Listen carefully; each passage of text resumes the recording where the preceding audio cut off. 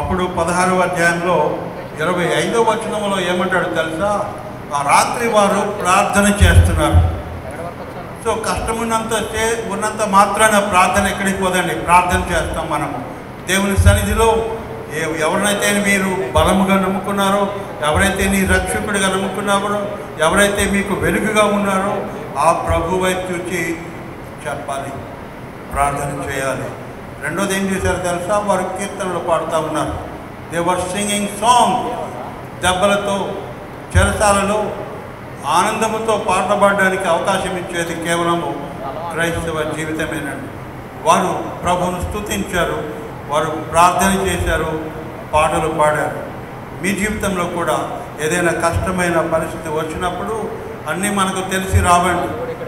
Glory, Nehemiah అన్నీ తెలిసి రావు. కొన్నిసార్లు అనుకోకుండానే కష్టాలు ఎదురవుతాయి. అప్పుడు ఏం చేస్తారు? దేవునికి పాటలు పాడాలి, ప్రార్థన చేయాలి.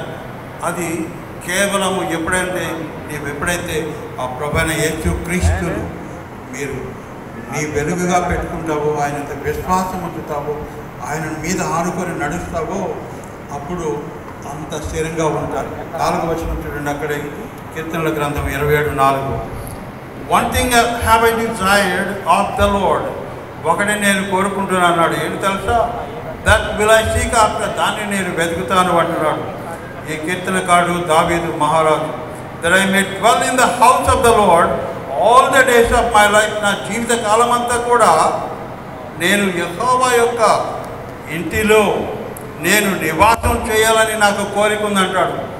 ఎల్లప్పుడూ ప్రభు సన్నిధిలో ఉండండి, ఎల్లప్పుడూ ఆయనను సేవించండి. మీరు చేయబోయే ప్రమాణాలు జీవితకాలానికి అంతా కూడా ఉపయోగపడేటువంటివి. మీ జీవితకాలం అంతా కూడా జ్ఞాపకం చేసుకుంటూ చేయవలసినవి కాబట్టి వాటిని కొన్నాళ్ళ వరకు కాదండి. ఆయన జీవితంలో దావీదు కోరుకున్నది ఏంటో తెలుసా? యెహోవా మందిరంలో నేను చిరకాలము, అంటే నేను బ్రతికినంత కాలం, all the days of my life అంటాడు. నేను ఎంతకాలం అయితే జీవిస్తానో అంతకాలము నేను యెహోవా మందిరంలో, ఆయన ఇంటిలో నేను ఉంటానన్నాడు. దేవుని సన్నిధి మానబాకండి. ఆయనను ఎప్పుడు కూడా ప్రక్కన పెట్టబాకండి. ఆయన వాక్యం ఎప్పుడు కూడా ప్రక్కన పెట్టబాకండి. ఆయన సన్నిధిలో ఉండి స్తుతి, ఇంటిలో స్తుతి, ఆయన సన్నిధిలో, ఆయన మందిరంలో స్తుతి. మన కష్టం వచ్చినప్పుడు ఆయనకు ప్రార్థన చేయడము. Call unto me I will answer the అన్నాడు ఇర్మియా గ్రంథంలో 33:3. నాకు మొరపెట్టము, నేను మీకు ఉత్తరం ఇస్తానని చెప్పాడు. ఇంకా